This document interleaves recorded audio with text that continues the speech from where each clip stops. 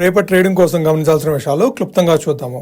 Almost flat గా open అయిన Nifty రోజంతా కూడాను 100 పాయింట్స్ రేంజ్ లోనే కదలాడింది. 24,130 నుంచి 24,030 ఈ 100 పాయింట్స్ రేంజ్ లోనే సుమారుగా 3 గంటల ప్రాంతం వరకు కూడా ట్రేడ్ అవుతూ వచ్చింది. 3 గంటల తర్వాత వచ్చిన బయ్యింగ్ తోటి 24,190 లెవెల్స్ వరకు మూవ్ అవుతూ almost high point of the day దగ్గర క్లోజ్ అయింది. నిఫ్టీ చివరికి 82 పాయింట్లు లాప్పడి 24,168 దగ్గర క్లోజ్ అయితే సెన్సెక్స్ 254 పాయింట్లు లాప్పడి 77,409 దగ్గర క్లోజ్ అయింది. వేరేస్ బ్యాంక్ నిఫ్టీ 378 పాయింట్లు లాప్పడి 57,963 దగ్గర క్లోజ్ అయింది. ఇక సెక్టార్ వైజ్ పర్ఫార్మెన్స్ చూడాలంటే ఐటీ సెక్టార్ మరలా ఒకసారి అండర్ పర్ఫార్మ్ చేసింది. 1.19% నెగిటివ్ గా క్లోజ్ అయింది. హెల్త్ కేర్ సెక్టార్ 1% తోటి అవుట్ పర్ఫార్మ్ చేస్తే నిఫ్టీ బ్యాంకు 0.66% పాజిటివ్ గా క్లోజ్ అయింది. ఎఫ్ఎంసీజీ 0.2%, ఫైనాన్షియల్ సర్వీస్ సెక్టార్ లో స్టాక్స్ కూడా ఈ రోజు పాజిటివ్ గా మూవ్ అయినాయి. ఓవరాల్ గా 23 సెక్టోరియల్ ఇండిసెస్ ఉంటే 2 సెక్టోరియల్ ఇండిసెస్ నెగిటివ్ గా క్లోజ్ అయినాయి.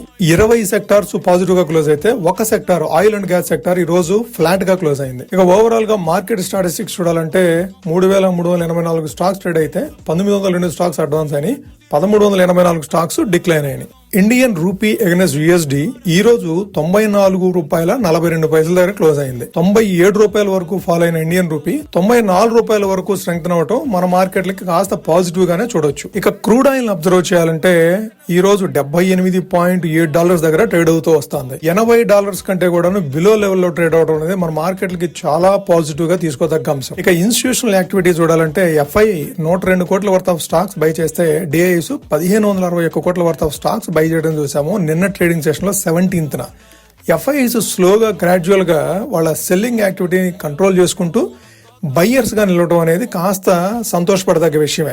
ఇది ఎన్నాళ్ళు కొనసాగుతుంది అనేది కూడా చూడాలి మనము. ఇక రేపటి ట్రేడింగ్ సెషన్ కోసము చార్ట్ ప్రకారము నిఫ్టీకి, బ్యాంక్ నిఫ్టీకి, సెన్సెక్స్ కి సపోర్ట్ అండ్ రెసిస్టెన్స్ చూద్దాము. నిఫ్టీకి సపోర్ట్ చూడాలంటే 24,000 దగ్గర సపోర్ట్ తీసుకునే అవకాశం ఉంది. అది సైకలాజికల్ గా సపోర్ట్ గా నిలిచే అవకాశం ఉంది. దాంతో పాటుగా పుట్ సైడ్ కూడాను 24,000 దగ్గర ఎక్కువగా బిల్డ్ అయి ఉన్నాయి. అదే రెసిస్టెన్స్ పరంగా చూడాలంటే 24,300 అది క్రాస్ చేస్తే మరలా 24,600 వరకు కూడాను ట్రావెల్ చేసే అవకాశం ఉంది. బ్యాంక్ నిఫ్టీ పరంగా చూడాలంటే సపోర్ట్ 57,460 అది క్రాస్ చేసి బిలో సైడ్ మూవ్ అయితే 56,800 వరకు కూడాను ఫాలో అవ్వచ్చు. అదే రెసిస్టెన్స్ పరంగా చూడాలంటే 58,310 ఈ 2 లెవెల్స్ అనేది కీన్ గా అబ్జర్వ్ చేయాలి మనము నెక్స్ట్ ఎక్స్పైరీ వరకు కూడాను. ఇక సెన్సెక్స్ విషయానికి వస్తే సపోర్ట్ 77,000 దగ్గర సపోర్ట్ ఉంటుంది.